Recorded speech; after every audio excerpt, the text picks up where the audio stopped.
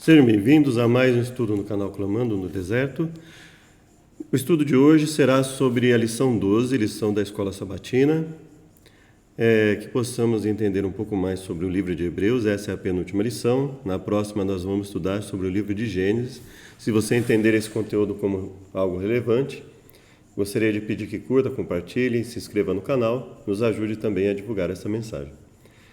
Gostaria de convidar para uma oração para nosso início. Obrigado, Deus, pela chance que temos de falar a Tua Palavra.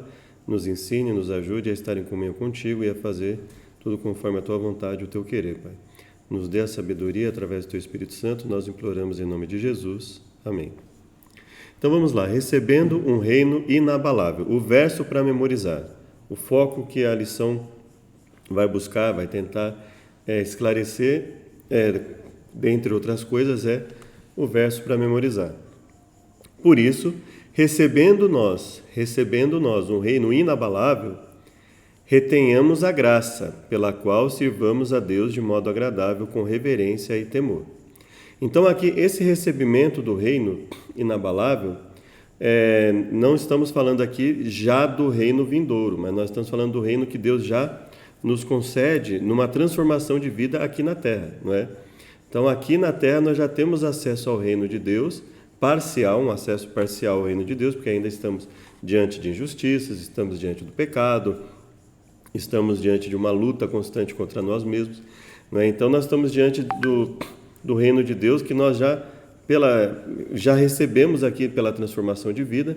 No momento que nós vivemos de acordo com a vontade de Deus, tendo Deus como Senhor da nossa vida, nós já estamos fazendo parte do reino de Deus na nossa vida.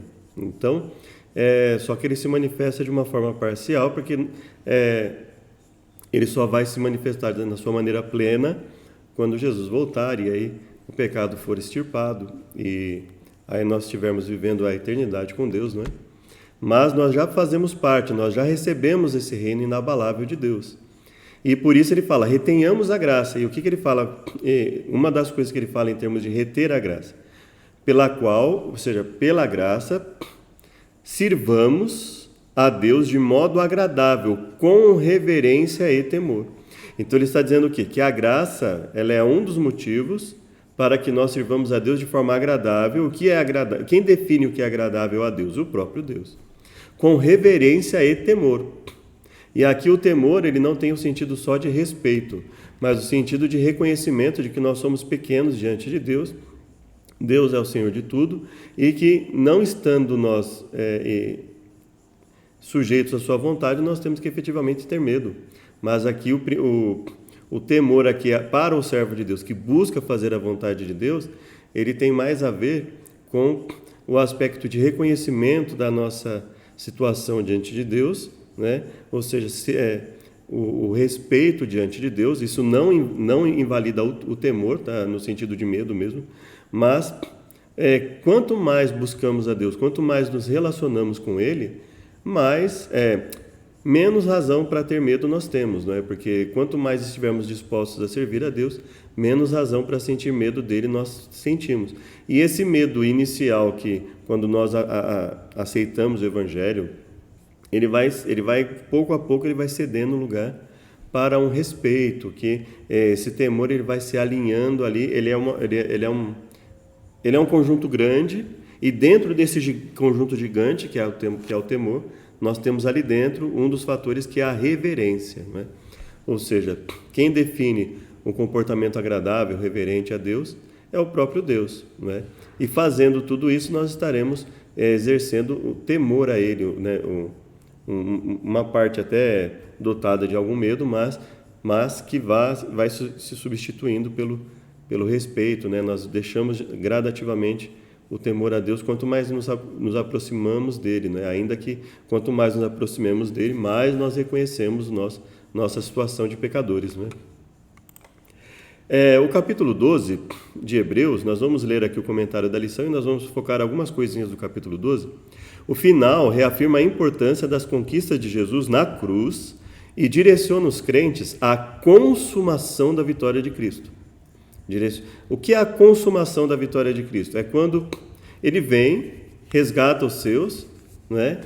e depois de resgatar os seus, existe um período que nós acreditamos que Jesus vem, leva os salvos, né? Os ímpios ficam aqui, passam os 1000 anos sem vida, e aí depois ele volta com a nova terra, não é? E aí então os ímpios deixam de existir para sempre, e aí então não há mais como entrar, nenhum ímpio entrar na Cidade Santa. Deus vai extirpar todo o mal, não vai permitir que o mal se levante novamente. E aqui eu estou usando essa fala, não permitir, no sentido de que ele não vai permitir que o mal cause todo esse transtorno que existe, né? Nós entendemos que nós vamos continuar com a liberdade de adorar a Deus, mas ele não vai permitir que nenhuma rebeldia permaneça, né? Paulo usou Daniel 7 para lembrar aos leitores que Jesus recebeu o reino de Deus, o juiz, e vai compartilhá-lo com os crentes. Aqui, na verdade, não é bem que Paulo usou o capítulo 7, não é? Ele fala de algumas coisas que, quando nós nos lembramos do capítulo 7, nós vemos alguma similaridade. Não quer dizer que ele tenha necessariamente se utilizado do capítulo 7 de Daniel, mas quando nós vemos algumas coisas parecidas, o autor vai usar durante a lição o termo evocar, né? Ou seja, quando nós lemos o capítulo 12, e nós comparamos com o capítulo 7, nós conseguimos fazer um complemento. O capítulo 7, ele nos ajuda a complementar o capítulo 12 de Hebreus, não é? E vai compartilhá-lo com os crentes, os santos do Altíssimo, que possuirão para todo sempre. E aí ele está se referindo aqui ao reino vindouro que não terá, né, que não terá fim. Só que no caso de Daniel, ele está falando do reino no sentido assim de acabar todo o mal, né? Quando Hebreus fala aqui da questão de irmos até Deus, ele está falando no momento presente em que estamos, né? Que nós já fazemos parte do reino inabalável de Deus, que vai se consumar no futuro, mas que já é garantido para nós, já é garantido àqueles que aceitam a Deus no presente, e do qual nós já podemos participar tendo um vislumbre através da nossa reunião congregacional, através da nossa mudança de vida e assim sucessivamente. O capítulo 12 diz para nós o seguinte: portanto, nós também, pois que estamos rodeados de uma tão grande nuvem de testemunhas, deixemos todo o embaraço e o pecado que tão de perto nos rodeia. Então veja só, ele está dizendo o seguinte: nós temos que termos confiança, tanto ao pregarmos a mensagem, vivermos a mensagem, quanto no sentido de deixar o pecado que nos rodeia, ou seja, lutar contra o pecado e, pelo poder de Deus, vencer gradativamente a nossa situação pecaminosa.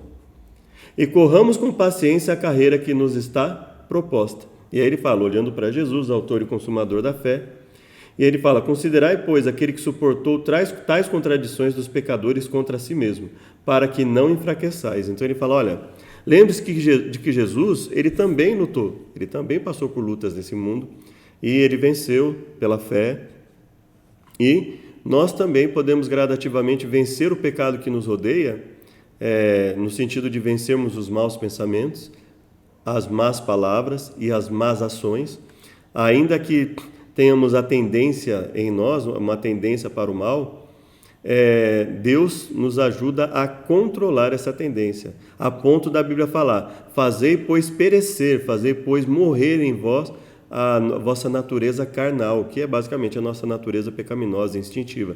Para que a Bíblia diga isso, significa que Deus nos concede um tal poder que, mesmo com essa tendência, nós conseguimos lutar contra ela e vencê-la gradativamente, vencendo a cada dia algum pecado que esteja nos prejudicando, nos contaminando, nos atrapalhando. Então, basicamente, essa é a direção do capítulo 12, né? E aí ele fala assim: porque o Senhor corrige o que ama e açoita a qualquer que recebe por filho. Se suportais a correção, Deus vos trata como filhos. Porque que filho há quem o pai não corrija? Infelizmente, nos dias de hoje, isso talvez alguns de nós vejamos exemplos aí que não se adequam necessariamente, né? Que os pais, no sentido plural, né? Pai, mãe, em que aquele que cuida dos filhos não corrija, não é? Não busque auxiliar o filho para que o filho entenda o erro, a necessidade de mudança e assim sucessivamente. Mas aqui ele está tendo em mente o seguinte, considerando os filhos a quem os pais corrigem, né? Existem filhos a quem o pai não corrija? Infelizmente existem, né? Mas esse não é o filho a que ele está buscando aqui, o filho dentro da comunidade dos servos de Deus, né? Aquele que vive o Evangelho, aquele que vive a palavra de Deus em sua vida, dentro desse grupo de pessoas que vivem o Evangelho, obviamente não haverá esse filho a quem o pai não corrige, né? Então ele está, lembre que ele está se referindo a pessoas que estão buscando, assim eles lá no passado, assim como aplicando a nós também, ele está buscando falar com pessoas que ele considera que queiram viver o Evangelho de Deus, queiram viver a palavra de Deus em sua vida. E aqueles que querem viver, efetivamente não vai haver esse filho a quem o pai não corrige, né? Mas se estáis têm disciplina de que estão todos feitos participantes, são bastardos e não filhos. Então o que ele quer dizer é o seguinte, olha, para que nós nos consideremos filhos verdadeiros de Deus, no sentido de que filhos que realmente vão participar de todo o cumprimento da promessa de Deus na sua vida, então nós temos que aceitar a correção de Deus, que Deus nos trata como um pai verdadeiro. No momento que ele precisa corrigir, ele corrige, né? E aí então ele fala do exemplo dos pais da terra, que nos corrigem, que nos corrigiam, que nós precisamos também da correção, né? Para sermos participantes da sua santidade. E, na verdade, toda correção ao presente não parece ser de gozo. Então, veja, ele está falando, olha, vai existir momentos em que Deus vai precisar nos corrigir e que nós vamos sentir essa correção, mas ele diz o quê? No momento, ela causa uma tristeza, né? Nos vermos diante de determinadas circunstâncias, e aí ele fala, mas depois produz um fruto pacífico de justiça, nos exercitados por ela, ou seja, nos exercitados pela justiça, né? Então aí ele fala, olha, então vamos tornar e levantar as mãos cansadas e os joelhos desconjuntados. Ele fala, olha, então vamos nos recompor e vamos continuar na luta, porque Deus, a correção de Deus não quer dizer que Deus nos reprova, quer dizer que, pelo contrário, quer dizer que Deus quer a nossa mudança para que Ele possa continuar a fazer parte da nossa vida. E aí no verso 15 ele fala, tendo cuidado de que ninguém se prive da graça de Deus. E ele fala que nenhuma raiz de amargura brotando vos perturbe, né? E aí ele vai falar, ele começa a falar, usar esse aspecto de... Ele começa a usar uma linguagem mais metafórica, mais figurativa, né? Aí ele começa a falar, então, até o verso 17, que ele fala de Esaú, ele fala no sentido comparativo, no sentido literal, depois ele começa a colocar alguns pontos ali figurativos, né? Não chegasses ao monte palpável, aceso em fogo, né? Ao sonido da trombeta, à voz das palavras. Não, e aí ele fazendo uma comparação com o povo de Israel, por exemplo, ele fala, porque não podiam suportar o que se lhes mandava. Se até um animal tocar o monte, será apedrejado. Veja que lá anteriormente ele estava falando do sentido da correção de Deus, no sentido de abandonar o pecado, de viver uma vida conforme a vontade de Deus. Então, esse sentido figurativo que ele está usando é o seguinte, olha, talvez nós ainda não estejamos tão preparados para a correção de Deus, para nos chegar até Deus, assim como o povo lá naquela época estava com medo de chegar perto de Deus, nós estejamos com medo de chegar perto dele também. E ele fala, não precisamos ficar com medo, né? Deus nos permite chegar até ele desde que nós estejamos dispostos a mudar nossa vida. E no momento que chegamos até ele, ele vai nos conceder o poder e vai mudar, vai nos trazer transformações maravilhosas, né? E aí ele fala assim, tão terrível era a visão que Moisés disse, estou assombrado e tremendo. E aí ele fala, mas chegastes ao Monte Sião, a cidade do Deus vivo, Jerusalém celestial, a universal assembleia e igreja dos primogênitos, né? A Jesus, o mediador da nova aliança. Né? Então ele fala, olha, então nós já chegamos até Deus, Deus já nos concedeu o privilégio da graça de Deus, do sacrifício de Jesus, nos concede a chance, desde que estejamos dispostos a nos arrepender. Então não precisamos temer a Deus se estivermos dispostos a nos arrepender dos nossos erros, se estivermos dispostos a mudar nossa vida, a aceitarmos a correção de Deus e largar de lado toda a amargura, toda a tristeza em virtude de uma correção que tivermos sofrido. Então, aí ele fala, né? No verso, no contexto da lição, né? E aí ele fala: vede que não rejeiteis ao que fala. Porque se não escaparam aqueles que rejeitaram o que na terra os advertia, muito menos nós, se nos desviarmos daquele que é dos céus.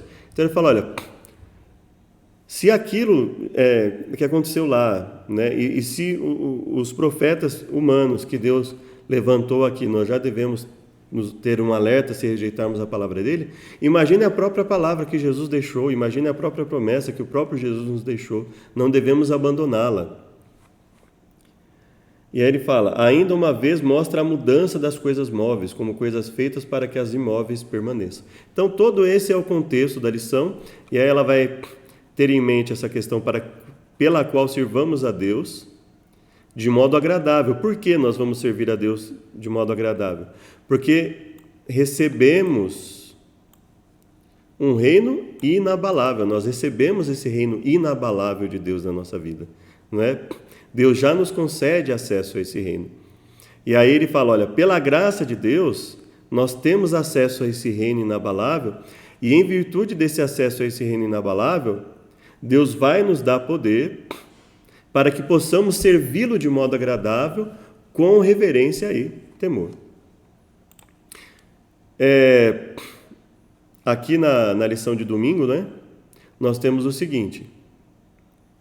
Eu vou até dar uma lida aqui para nós, né? Vocês chegaram ao Monte Sião.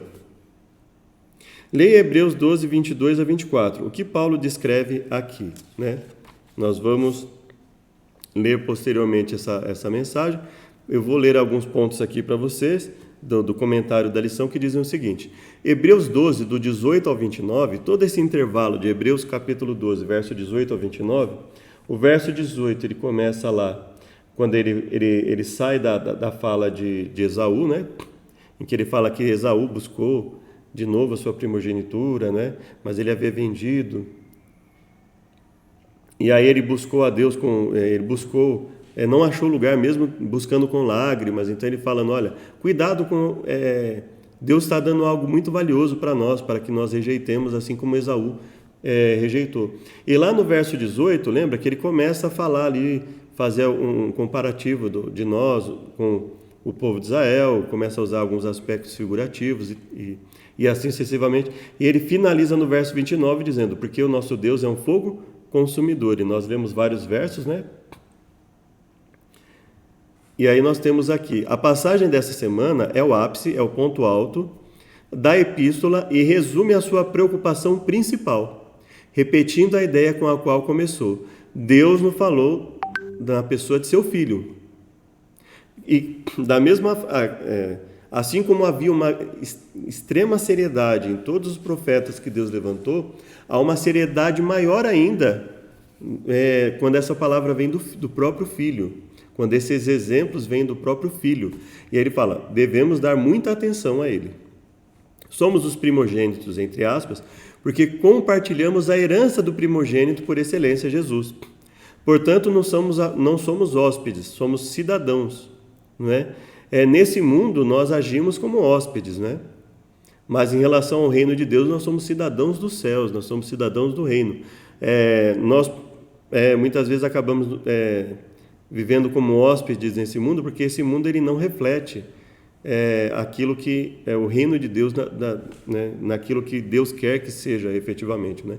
Então aqui nós vivemos como hóspedes, né? Aqui nós vivemos assim, em que sentido? Nós vivemos no sentido de que, bom, esse não é o reino de Deus na sua plenitude, então tem muita coisa que é falha, tem muita coisa que nós vamos abrir mão, né? Em que nós vamos olhar e falar assim: bom, isso aqui não é para mim, isso aqui não faz parte dos planos de Deus na minha vida, né? Então, quando nós passamos por problemas, nós nos lembramos: bom, eu sou concidadão dos céus. Então é nesse aspecto que nós temos que ter em mente que muita coisa que existe nesse mundo, até na sua forma legal, na sua forma de acordo com a lei, muitas vezes pode não refletir a vontade de Deus. Então, em muitos aspectos, nós vemos até coisas legalizadas que nós olhamos e, como servos de Deus, nós devemos tomar cuidado com aquilo, não é? A reunião festiva celebra a inauguração do governo de Jesus, seu sacerdócio e da nova aliança. Em Hebreus é no Monte Sião que esses eventos acontecem. Então nós lembramos lá, né? Quando Jesus ele sobe para o céu, ele confirma a aceitação do seu sacrifício, passa a exercer o sacerdócio, né? Então, o autor de Hebreus, que vamos considerar como sendo Paulo, seguindo o padrão da lição, então ele vai, depois de ter confirmado o seu sacrifício, ele passa a exercer a sua função como sacerdote, né? E isso é basicamente vamos dizer assim, a inauguração do governo de Jesus, em que ele confirmou o resgate dos seres humanos, né, para Deus novamente, através de todo esse plano da redenção.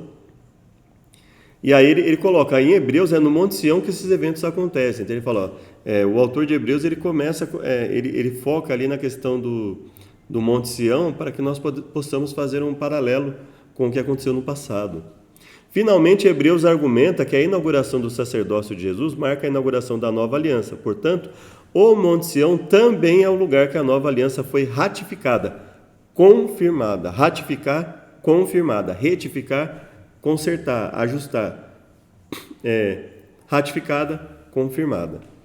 Hebreus 12, 22 a 24 descreve a reunião festiva que ocorreu no céu quando Jesus ascendeu, quando ele subiu ao céu. Vamos lá. Mas vós nós já lemos, vamos ler novamente, né? Ao Monte Sião, a cidade do Deus vivo, a Jerusalém celestial e aos muitos milhares de anjos.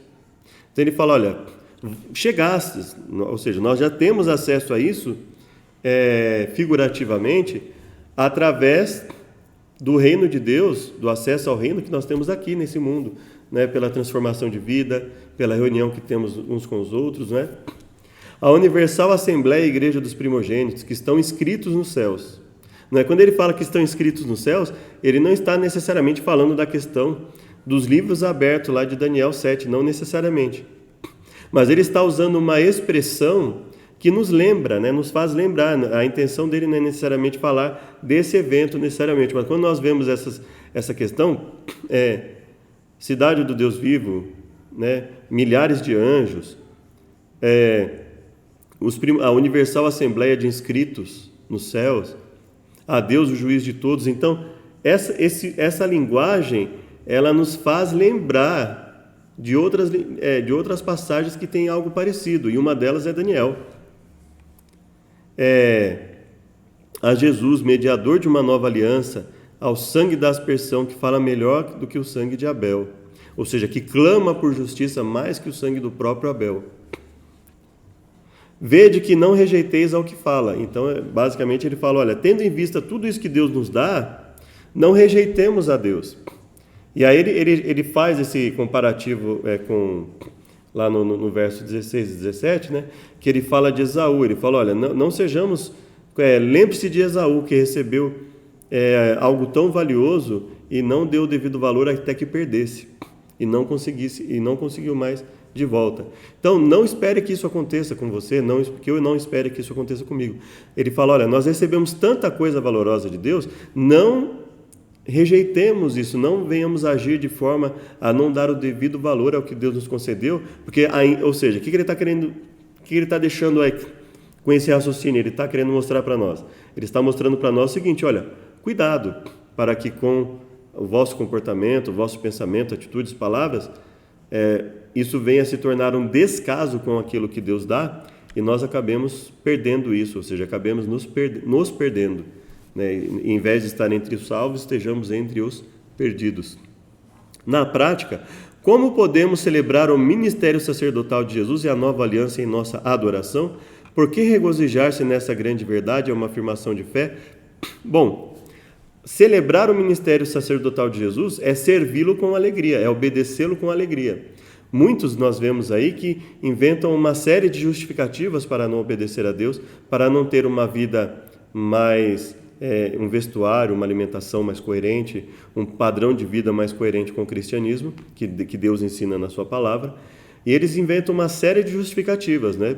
Eles acabam levando ao descaso tudo isso que o autor está falando. Olha, Olha a atitude de Esaú, tratando com descaso aquilo que Deus concedeu.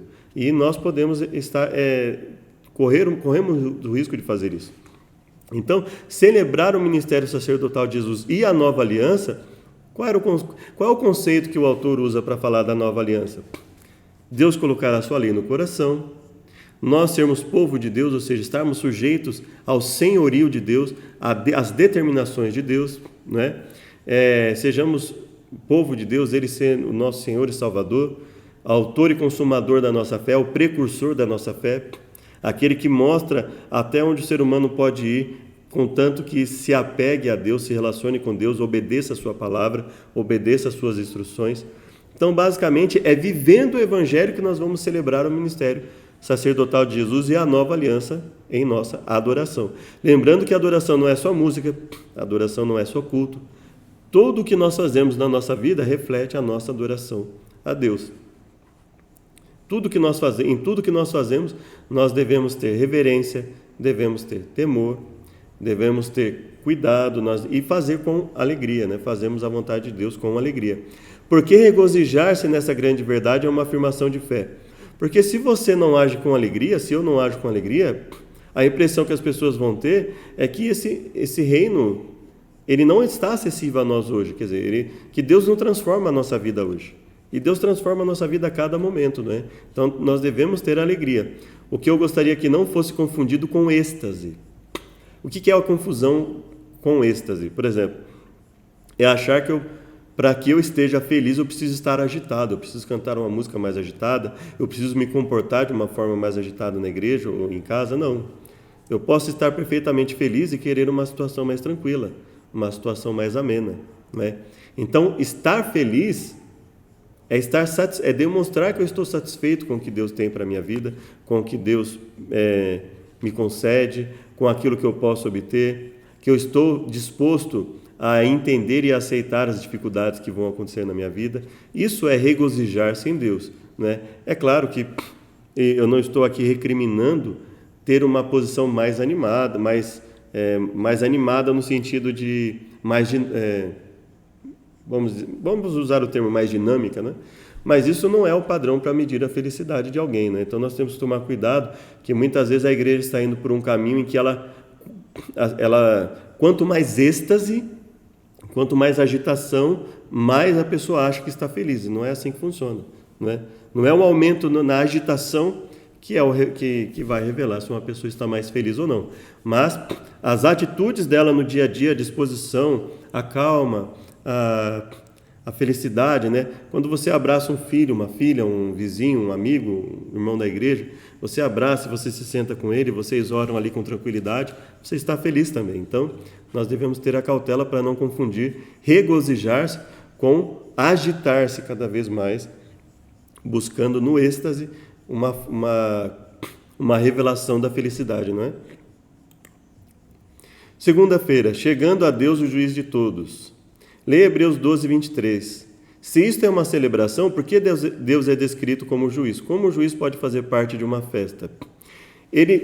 Veja que quando ele está falando aqui de Deus como juiz, ele está falando do momento presente. E no momento presente, Deus é o nosso juiz, né? Então ele fala de uma festa em que Deus já participa conosco. Ele não está falando de algo que Deus só vai participar no futuro.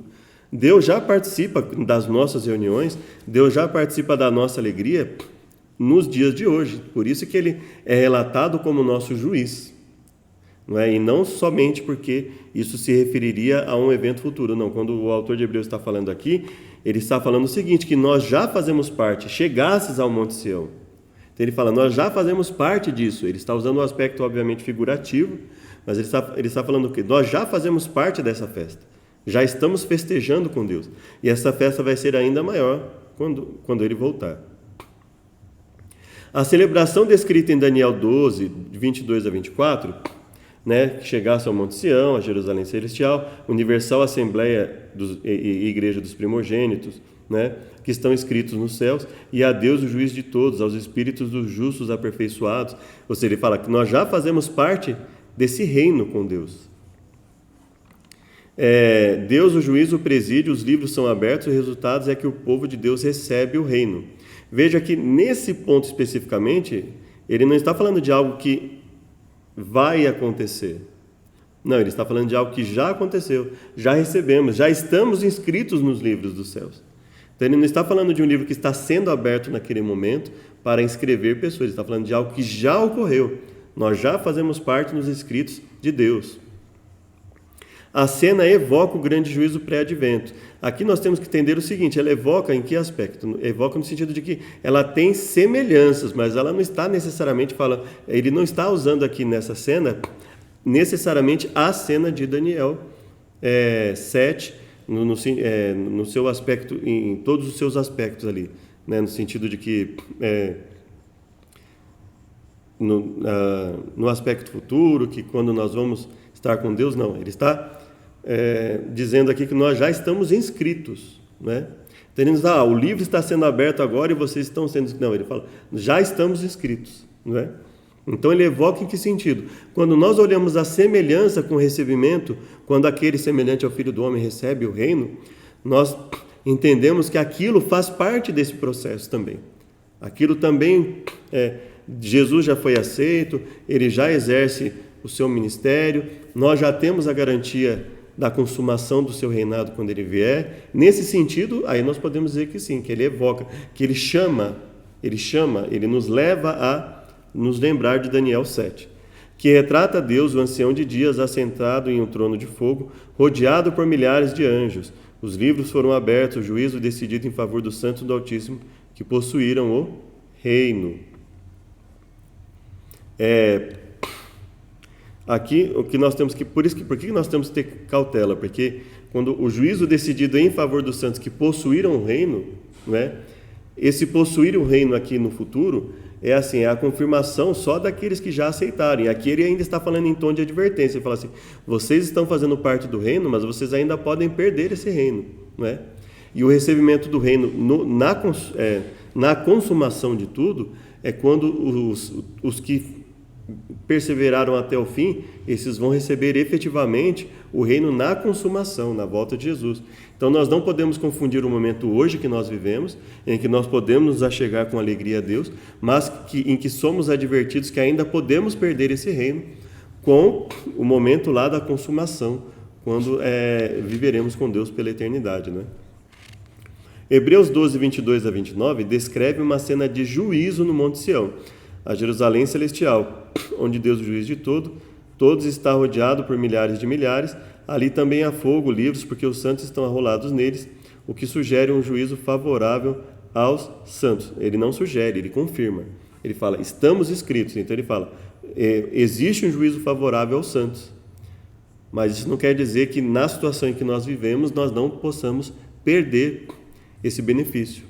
Por isso que ele faz a advertência no seu livro, né? Lembra que nas outras lições nós comentamos que o autor ele alterna entre advertência e fortalecimento espiritual, e aqui é a mesma coisa, ele alterna, ele faz um fortalecimento espiritual ao povo e ao mesmo tempo nos lembremos, olha como nós devemos nos comparecer perante Deus, tenha cuidado com a forma como você vai agir. Então ele sempre nos anima, nos dá um fortalecimento, e logo depois, quando eu falo nós, aplicando o que está escrito aqui a nós também, né? Então, nós temos que ter essa cautela também. Jesus está no centro da cena, ele foi descrito como Filho do Homem em Hebreus 2, coroado de glória e de honra depois de ter provado a morte em nosso favor.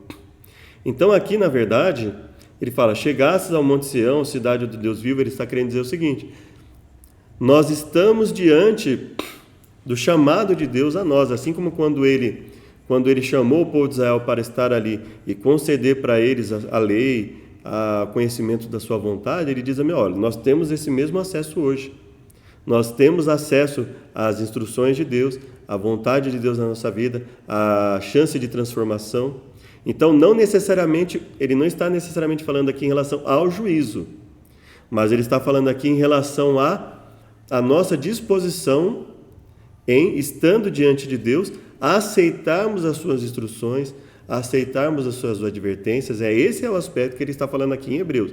O que não quer dizer que nós não possamos comparar com o evento de Daniel 7, mas não é necessariamente essa a ênfase do autor, quando nós lemos claramente aqui, ele está falando de algo que nós já recebemos, ele compara aqui com Israel no momento que foi receber a lei, E ali não era necessariamente um contexto de juízo. Deus não estava ali para julgar o povo, ele estava ali para conceder ao povo as leis, as suas instruções, advertências ao povo, orientações, fortalecimento. Então é nesse sentido que ele está comparando, e não necessariamente com Daniel 7.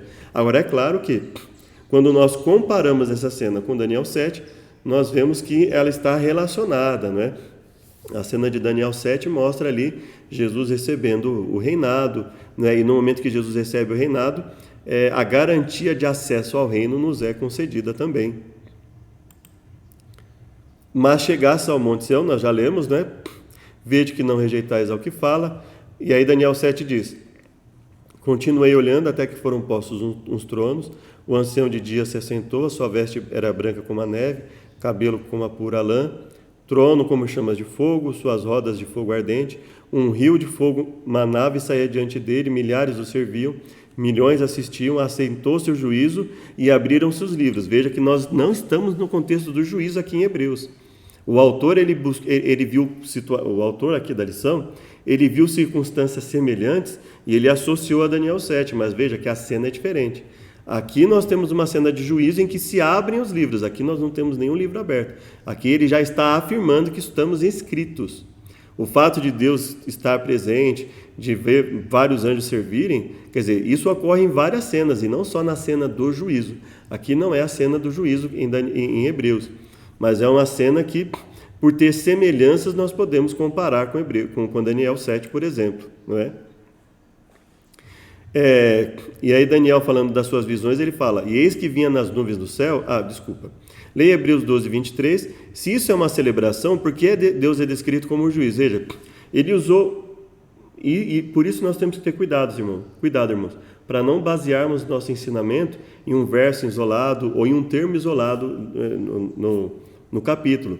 O capítulo não está falando no contexto do juízo, não é?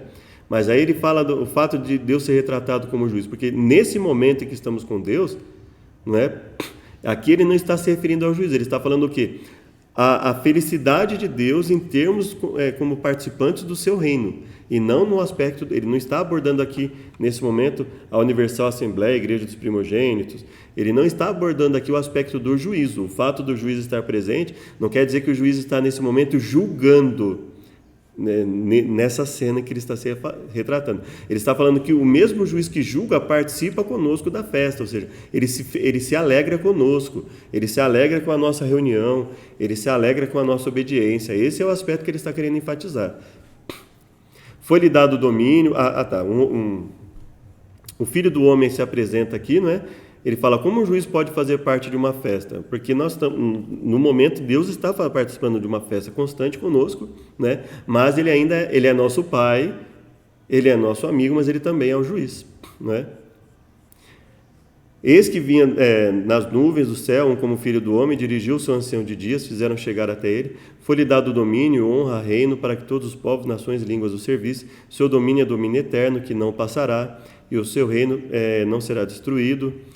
Mais abaixo, os santos do Altíssimo receberão o reino, possuirão para todo sempre, de eternidade em eternidade. Então veja, aqui é uma outra cena. Aqui é a cena já em que nós recebemos e vamos possuir para todo sempre. Esse é o momento que já estamos fazendo parte com Jesus da eternidade, não é? E aí ele fala, né, do quarto animal, e ele fala: até que veio, e esse animal reina, e ele prevalece contra os santos, até que veio o ancião de dias e fez justiça aos santos do Altíssimo, e chegou o tempo em que os santos possuíram o reino. Esse possuíram o reino aqui é o futuro, é o momento em que Jesus, ele acaba com toda a maldade, né? Deus acaba com toda a maldade no mundo, e nós vamos possuir no sentido da consumação do reino. Aqui, o autor de Hebreus, ele não está falando nesse momento da consumação do reino pela vinda de Jesus, ele está falando aqui do momento presente, que estamos presentes com Deus. Então nós temos que ter cautela, nós temos que olhar as semelhanças, mas nós temos que olhar também as diferenças, para não confundirmos, né? O contexto aqui não é o contexto em que ele aborda o juízo, é o contexto em que ele aborda a alegria de Deus, o prazer de Deus em nos conceder acesso ao seu reino, né? Através da graça, né? Então nós temos que ter cuidado com essas diferenças aí. aqui nós já lemos, né? E aí ele fala, a voz do qual moveu então a terra, mas agora anunciou dizendo, ainda uma vez comoverei, nova versão internacional diz, ainda uma vez abalarei não só a terra, senão também o céu. E essa palavra, ainda uma vez, mostra a mudança das coisas móveis, como coisas feitas, para que as imóveis permaneçam. Então ele fala de uma mudança para que o que é a mudança do que é temporal, para que o que é eterno permaneça. É isso que ele quer dizer, olha, há necessidade de mudança naquilo que é temporal, naquilo que é provisório, para aquilo que é eterno, aquilo que é permanente, possa se firmar, as coisas imóveis, as coisas permanentes, as coisas imóveis, as coisas que são definitivas, elas possam permanecer. Por isso, tendo recebido um reino que não pode ser abalado, retenhamos a graça. Então, esse recebimento do reino que nós estamos falando aqui é o recebimento atual. É o recebimento do quê? Do acesso ao reino de Deus, que vai ser entregue para nós, para que nós possamos vivê-lo na eternidade, só na volta de Jesus. Então nós temos que nos ater a essas diferenças também. Ele usa uma figura de linguagem para falar do quê? Para falar que nós já temos acesso ao reino de Deus agora, mas esse acesso não é o reino pleno de Deus ainda, porque ainda existe injustiça, ainda existe maldade, ainda existe pecado. O reino de Deus na sua plenitude, nós só vamos possuir lá no futuro, né? E lá no contexto de Daniel, ele está falando justamente, quando ele fala do reinado de Deus permanecendo para sempre, ele fala da consumação do reino, que nós não estamos vivendo ainda. Retenhamos a graça pela qual sirvamos a Deus agradavelmente. Então, nós temos que ter cautela com isso, tudo bem? Então, assim, Hebreus 12, ele não é um link direto a Daniel 7, ele é um link indireto. Ele não está falando das mesmas coisas, tudo bem? Hebreus 12, ele fala de forma figurativa, inclusive, e ele fala para nós que nós já podemos confiar que fazemos parte do reino de Deus, já temos acesso, desde que permaneçamos firmes na graça que nos foi concedida, mantenhamos nossa fé no sentido de fidelidade a Deus, nós continuaremos a fazer parte desse reino e vamos recebê-lo, obviamente, no futuro, mas nós temos que ter essa cautela de não enxergar que o fato de ter a palavra juiz, o fato de falar de anjos, porque esse é o contexto em que Deus habita no contexto em que há uma série de anjos, ele continua sendo o nosso juiz, não é? E não necessariamente naquele aspecto que nós vemos lá. Mas é claro que nós podemos aproveitar muito bem isso que o autor falou. Em que sentido? Olha, Daniel 7 se cumpriu, né? O fato de que nós fazemos parte da Assembleia e Igreja dos Primogênitos, que estamos inscritos nos céus, isso significa o quê? Que a promessa de Daniel 7, a parte em que Jesus já teve acesso a todo o poder e autoridade, isso já foi concedido. Agora falta o quê? Falta a consumação através da sua volta. Então, quer dizer, as promessas elas se completam, elas não são necessariamente as mesmas, mas elas se completam. Graças ao fato de que Jesus recebeu toda a autoridade no céu e na terra, é que nós podemos fazer parte e termos acesso a tudo isso. Termos acesso a Jesus como mediador da nova aliança, termos acesso à universal Assembleia de Deus, aos Espíritos dos justos aperfeiçoados, e por isso não devemos rejeitar ao que fala. Então veja que nós podemos complementar, né? As promessas de Deus, elas sempre se completam. Terça-feira, Deus fará tremer os céus e a terra. Compare Ageu com Salmo e Hebreus. Qual é o propósito divino de fazer tremer os céus e o que isso significa? No Antigo Testamento, fazer a terra tremer era uma figura comum para representar a presença de Deus que aparece para libertar o povo. Então, o tremor geralmente estava associado ao juízo de Deus, né? Geralmente estava associado ao juízo de Deus ou à promessa de Deus de que ele exerceria o juízo no futuro, ou a um juízo presente ou a um juízo futuro, que Deus exerceria na libertação do seu povo, por exemplo. Quando Débora e Baraque lutaram contra Sísera, Deus lutou desde o céu por eles. Isso é descrito como um poderoso terremoto, um abalo na terra e nas montanhas por causa da presença divina. Encontramos essa mesma imagem em todo o Antigo Testamento, quando Deus aparecia para libertar os oprimidos. Então, um tremor se tornou o sinal do juízo de Deus quando ele afirma a sua autoridade. E os profetas previram que isso aconteceria no dia do Senhor. Há vários momentos em que Deus ele evoca dias para cumprimento das suas promessas, né? Momentos em que ele fala da libertação de Israel, momentos em que ele fala que ele vai libertar os órfãos e as viúvas, momentos em que ele fala com o povo, como nós vimos algum tempo passado nas lições, né? Em que ele fala com o povo, olha, vocês foram desleais com as órfãs, com os viúvos, e eu vou visitar vocês nesse momento, então esse vai ser o dia do meu juízo para vocês aqui, Então o juízo de Deus na Bíblia não é só o momento em que Jesus vai vir e consumar seu reino.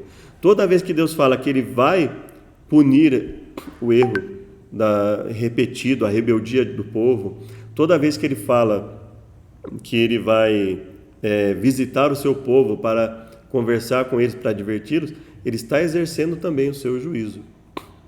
Para os hebreus, esse abalo se refere à destruição dos inimigos de Deus. O Senhor disse, senta-te à minha direita, até que eu ponha seus inimigos por estrado dos seus pés. Lembremos que juízo de Deus na Bíblia não é só ligado à destruição, né? Também está incluída a destruição, mas ele pode exercer o juízo permitindo que o seu povo seja levado cativo, permitindo que o povo passe por momentos difíceis. Então ele pode exercer o seu juízo de várias formas. Então não está ligado apenas à destruição, está ligado a todo momento que Deus se manifesta de alguma forma em que ele permite que as pessoas sofram as consequências dos seus erros. Inclusive isso também é o juízo de Deus sendo exercido. Assim Jesus derrotou o inimigo, foi entronizado, mas os inimigos ainda não foram destruídos. Deus irá destruí-los no futuro, quando sacudir os céus e a terra. Aqui nós temos, por exemplo, em Ageu, farei tremer os céus e a terra, o mar e a terra seca, e farei tremer todas as nações, e virão coisas preciosas de todas as nações. Virão coisas preciosas de todas as nações. Encherei essa casa de glória, diz o Senhor dos Exércitos. Ele fala, olha, eu vou resgatar, eu vou restaurar vocês. E esse também é um contexto de juízo. Ele fazendo o que? Olha, eu vou abalar as nações e vocês vão, aqueles que estiverem comigo vão voltar a ser exaltados, né? E aí nesse contexto ele fala, minha prata, meu ouro, diz o Senhor dos Exércitos, a glória desta última casa será maior do que a da primeira, neste lugar darei a paz. Então veja, ao mesmo tempo que ele fala de visitar os outros povos, fazer tremer as nações, ele fala num contexto de paz. Farei tremer os céus e a terra e transtornarei o trono dos reinos, não é? Destruirei a força dos reinos dos gentios, transtornarei os carros e os que neles andam. Então veja que ele está falando aqui, olha, não se esqueçam de, apesar de todo o poderio que aqueles que não me servem, eles têm, não se esqueçam que eu que permito que eles tenham tudo isso. E na hora que, e Deus falando, né, na hora que Deus quiser determinar que tudo isso se acabe, tudo isso vai se acabar. Dai ao Senhor a glória devida ao seu nome, trazei oferenda, entrai nos seus átrios, adorai ao Senhor na beleza da santidade, tremei diante dele toda a terra. Aqui o tremor está no sentido de quê? Sentido de reconhecimento da grandiosidade de Deus. Veja, no mesmo contexto que ele diz, adorai na beleza da santidade, ele diz, tremei toda a terra. Ou seja, reconheça a grandiosidade de Deus. Alegrem-se os céus, regozije-se a terra, brame o mar e a sua plenitude. Olha só, então ele fala no contexto de adoração, no contexto de tremor, de que é o reconhecimento da sua grandeza, e ao mesmo tempo um contexto de alegria, de regozijo. Dizei entre os gentios que o Senhor reina. O Senhor reina, tremam os povos, ele está assentado entre os querubins, comova-se ou abale-se a terra, não é? O Senhor é grande em Sião. Também o poder do rei ama o juízo. Tu firmas a equidade, fazes juízo e justiça em Jacó. Veja que isso não tem, veja que o juízo ele não está limitado à destruição. O fazer juízo é fazer o quê? Fazer o que é agir com equidade, ou seja, ajudar a todos, fazer com que todos tenham oportunidades, livrar o povo das injustiças, livrar órfãos, livrar viúvos, livrar o seu povo da injustiça dos outros povos, e não só no contexto de destruição, mas de restauração, reconhecimento do reino de Deus, de adoração do Senhor na beleza da sua santidade. Tudo isso é um contexto de juízo.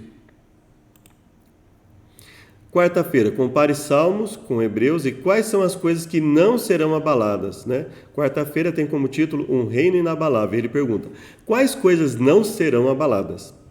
E aí é interessante, eu coloquei até aqui, que o autor ele busca esclarecer para nós uma coisa que talvez quando nós olhamos a linguagem moderna de algumas Bíblias, possa nos trazer uma visão que não era necessariamente a que o autor queria no começo. O autor queria falar uma coisa e talvez algumas versões modernas tragam de uma forma que possa causar uma confusão na nossa mente. E aí o autor está nos esclarecendo isso. Isso é muito interessante, esse ponto que ele colocou na lição.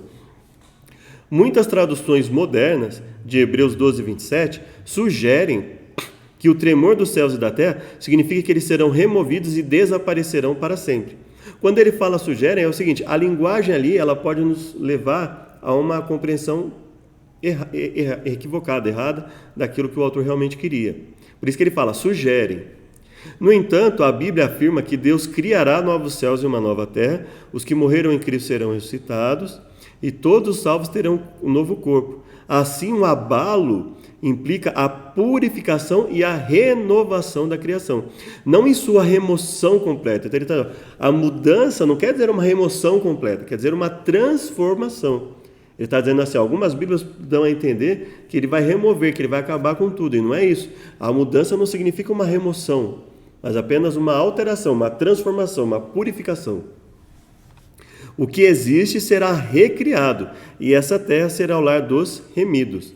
Hebreus 12, 28 diz que receberemos um reino inabalável. Essa é uma referência a Daniel 7, 18, que diz que os santos possuirão para todos sempre. Esse é o reino. Hebreus 12, 28, só vou ler aqui para vocês. Por isso, tendo recebido um reino que não pode ser abalado. Ele não diz que receberemos um reino inabalável. Ele diz o quê? Que nós recebemos já um reino inabalável. Por isso, recebendo nós um reino inabalável, retenhamos a graça. Ele está falando de algo que nós já recebemos, que nós já temos acesso.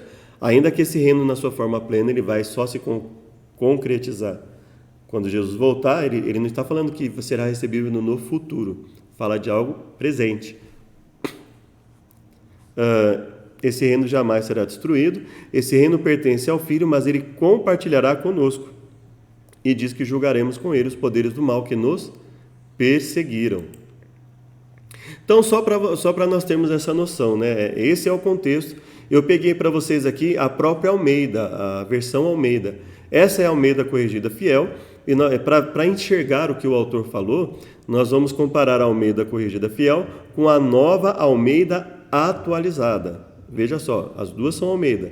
Almeida Corrigida Fiel, nova Almeida Atualizada. Então nós vamos lá. A voz do qual moveu então a terra, mas agora anunciou dizendo, ainda uma vez comoverei não só a terra, senão também o céu. Ou seja, farei tremer não só a terra, mas também o céu. Aí nós vamos ver onde está a diferença. Ainda uma vez mostra a mudança das coisas móveis. E aqui na Nova Almeida diz o quê? Significa uma remoção dessas coisas abaladas. É isso que o autor está dizendo. Quando nós olhamos para o termo que é traduzido por mudança, ele não tem necessariamente o sentido de remoção, de anulação de tudo que existe. Assim como nós já estudamos, que se você quiser ter acesso, nós temos o vídeo na internet que fala mudando-se o sacerdócio, se faz necessário mudança da lei. Assim como nós entendemos que mudança no sacerdócio não quer dizer a remoção do sacerdócio como um todo, que significa o quê? Saiu um sacerdócio para entrar outro sacerdócio, mas o sacerdócio continuou, não é? E aí, mudança da lei, significa o quê? A remoção de todo o conteúdo legal? Não. Significa o quê? Mudança naquilo que era necessário em virtude da mudança do sacerdócio. Aqui é o mesmo princípio, ele não está falando de mudança no sentido de remoção. Em nenhum momento ele fala, ele não usa nenhum termo aqui que dê a entender que vai acabar com tudo. Ele fala de mudança, ou seja, alteração, transformação de algo, e não necessariamente de remoção. Então é isso que o autor está falando, essa pequena mudança aqui, que usa o termo mudança, mas num contexto em que nós percebemos que não tem um sentido de remoção, né, de anulação por completo, mas de transformação. Quinta-feira, compare Hebreus 12 e 13, fala como oferecer adoração aceitável a Deus. Nós vamos ver o comentário da lição, depois nós vamos ver o texto, não é? No sistema da antiga aliança, o sacrifício de animais era a maneira pela qual as pessoas mostravam arrependimento e gratidão. Mas Deus deixou claro nos Salmos e por meio dos profetas que o que realmente lhe agradava não era o sangue de animais, mas a gratidão, as boas ações e a justiça dos adoradores. O que ele está querendo dizer aqui é o seguinte, o próprio Deus, obviamente, estabeleceu o sangue de animais para o perdão dos pecados. O que ele está querendo dizer é o seguinte, que não adiantaria as pessoas oferecerem sacrifícios sem o arrependimento.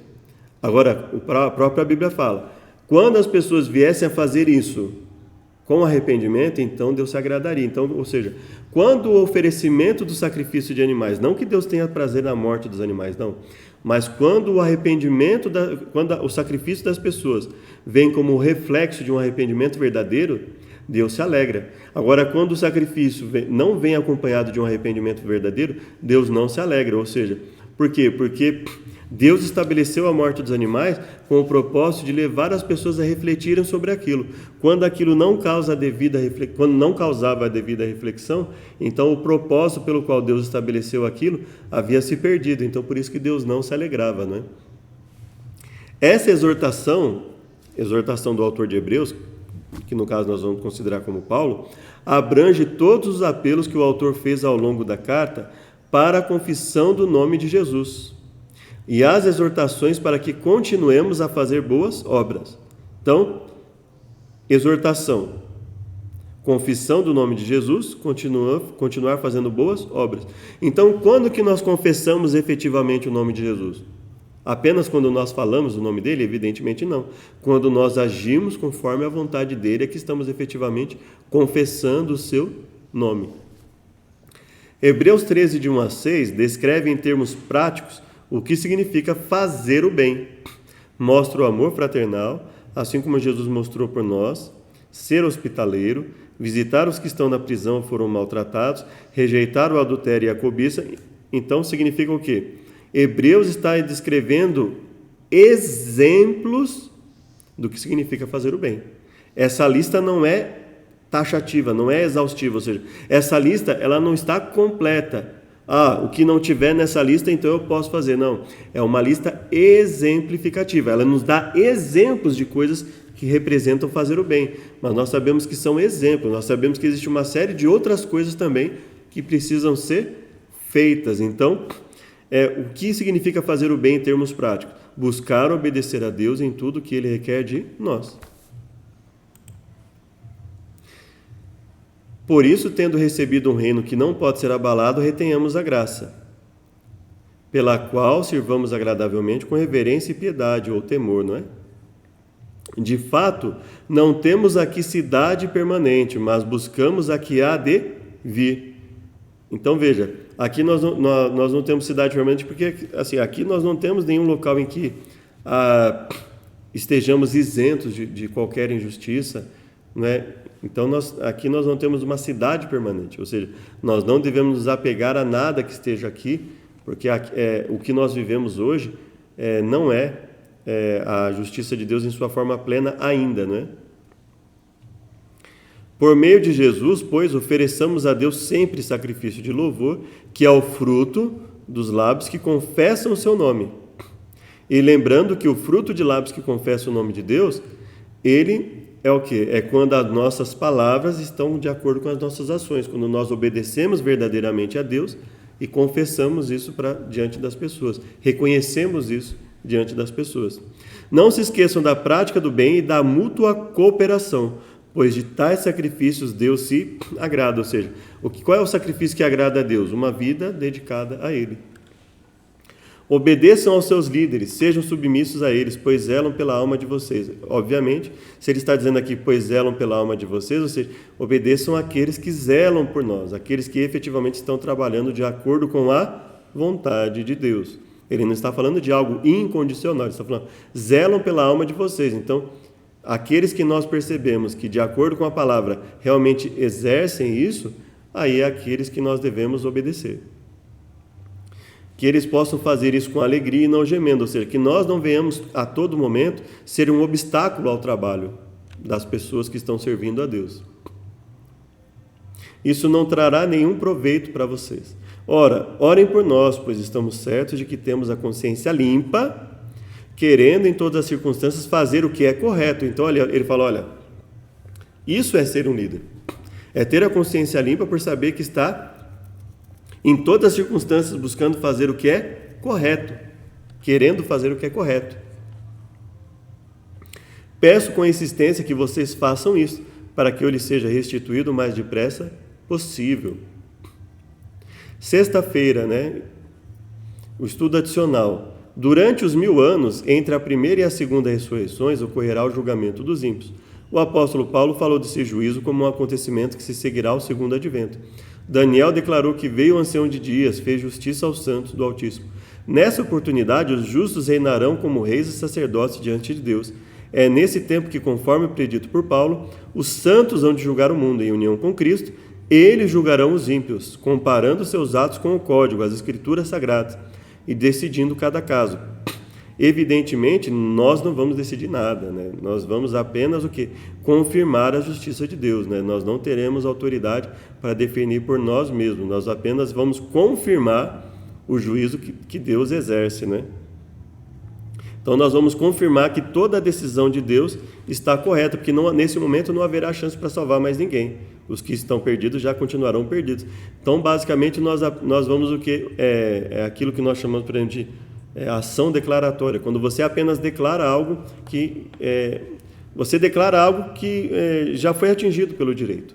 O direito já foi exercido, Então você apenas declara aquilo, Você formaliza algo que já existe, que já é fato. Então, é isso que nós vamos fazer. O salvo já estará salvo, o perdido já estará perdido.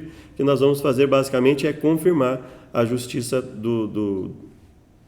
de Deus em tudo que Ele fez, em todo o juízo que Ele exerceu, no sentido, nesse caso agora, em todo o julgamento de todos os seres, nós vamos reconhecer que Deus foi justo. E aí, então, nesse caso, em união com Cristo, julgarão os ímpios comparando seus atos com o código. Obviamente, esse julgarão os ímpios é apenas assim, reconheceremos que eles foram condenados de forma justa, decidindo cada caso segundo as ações praticadas nessa vida. Nós não vamos decidir absolutamente nada. Então, assim, essa decisão já terá sido executada. Então, o que acontece? Nós vamos confirmar a decisão, tá? Esse decidindo, ou seja, Deus já decidiu, Ele apenas mostrará para nós o efeito disso, porque senão você pode ler e achar que esse decidindo cada caso, assim, ainda haverá chance de alguém que, peraí, isso aqui não poderia, não. O decidindo nosso aqui é simplesmente reconhecendo em cada caso o que Deus foi justo em salvar alguns e condenar a outros, Então, o destino que os ímpios devem sofrer, segundo as suas obras, é determinado e registrado em frente ao seu nome no livro da morte. Então, quem efetivamente julga, é o próprio Deus, E aqueles que estão ali, aqueles que vierem a participar desse julgamento com Deus, eles basicamente apenas confirmam o juízo de Deus, Deus não transfere a decisão sobre a nossa vida a ninguém, Então, basicamente, todos os seres que venham a participar com Deus de alguma forma no julgamento, eles apenas Eles olham e realmente reconhecem a justiça, Até porque o único que tem total acesso ao nosso pensamento, a tudo que aquilo que está no nosso coração é Deus, Então, Ele vai revelar, É lógico que as pessoas podem, os seres, como Satanás e seus anjos, podem olhar a nossa feição, como nós estamos, se nós estamos pendendo pela nosso aspecto de pensamento, verificar se estamos pensando em algo bom ou ruim, Mas o julgamento ele é totalmente de Deus, Então, os outros seres que vierem participar de qualquer coisa com Deus, eles apenas confirmam a justiça de Deus. Eles não têm poder para mudar algo que Deus já tenha determinado, só para nós termos essa noção, E os ímpios devem sofrer segundo as suas obras, o que é determinado, E aí isso vai constar, isso vai ficar, vai se tornar tornado público, Mas não há nada que nenhum outro ser venha fazer que venha mudar o que vier a ser decidido por Deus de acordo com a sua justiça. A única coisa que nós e qualquer outro ser possamos fazer é reconhecer a justiça de Deus no seu julgamento, né? Então, devemos ter cuidado para não irmos além, né? No sentido de achar que algum outro ser além de Deus pode decidir o destino de um ser humano, né? De idêntica maneira, Satanás e seus anjos maus serão julgados por Cristo e seu povo. Judas afirmou que os anjos que não guardaram seu estado original, mas abandonaram seu próprio domicílio, Deus tem guardado sob trevas em algemas eternas para o grande dia, o grande conflito, página 660, 661. Então, o povo de Deus, ele participa em que aspecto de qualquer nível em relação ao julgamento? Sempre no sentido de reconhecer que Deus é justo nas suas atitudes, não é? É importante que Hebreus termine com a promessa de Daniel 7, no contexto do ministério de Jesus no céu. Hebreus não termina com a promessa de Daniel 7 no contexto do ministério de Jesus no céu necessariamente, tá, irmão? Mas ele nos leva a essa esperança, né? Quando você olha lá em... a não ser que nós... Vamos lá em Hebreus 13, por exemplo, né? Aí, se nós olharmos aqui, né? Hebreus 13, por exemplo,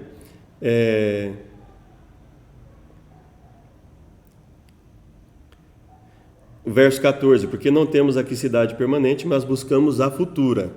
Então, por exemplo, esse aspecto de lembrarmos do futuro, nesse aspecto, aí sim nós podemos falar da promessa de Daniel 7, no contexto de ministério de Jesus no céu, né?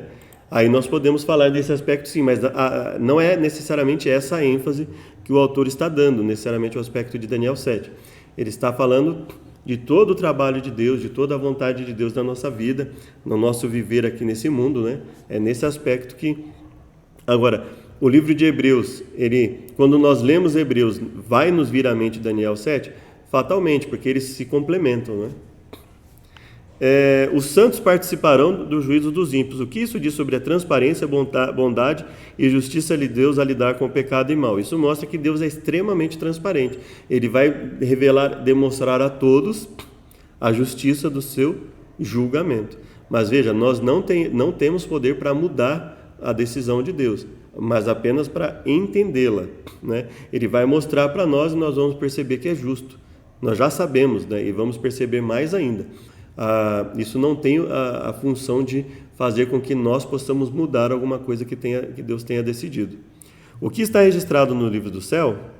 É importante que Deus registre nossas lágrimas? Se Deus sabe tudo, qual é o propósito dos livros? Então, quando nós olhamos essa linguagem da Bíblia falando sobre livros, ou no sentido de que Deus está registrando tudo o que acontece, Deus quer deixar bem claro, no sentido de que Deus quer deixar bem claro, patente, evidente aos olhos de todos, que o motivo dele ter permitido isso, e o motivo dele não permitir que os ímpios permaneçam em conjunto com o seu povo.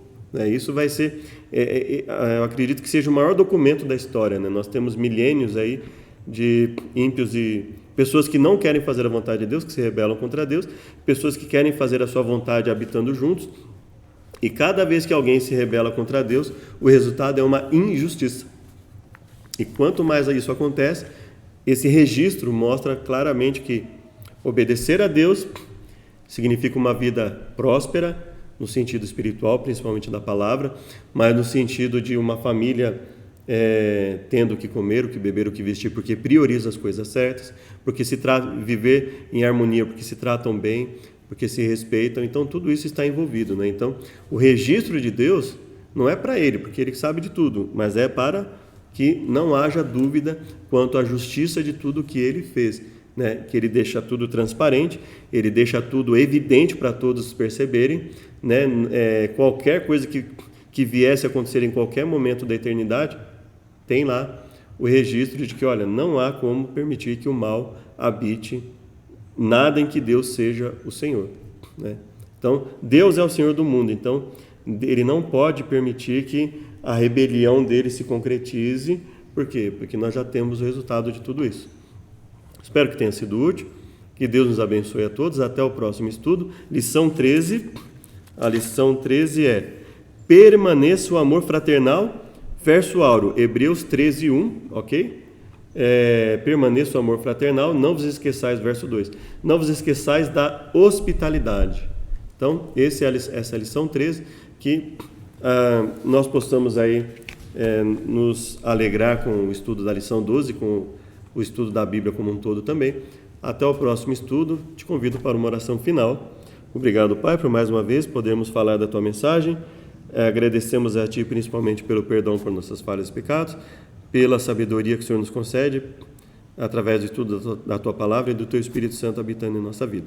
Nos ajude a fazer conforme o Teu querer, nos ajude diante de tantas crises que estão acontecendo conosco, Pai, doenças, guerras, crises econômicas, que a nossa fé permaneça firme em Ti. Nós te rogamos em nome de Jesus. Amém. Até o próximo estudo, que Deus nos abençoe, sejam muito felizes, uma feliz semana.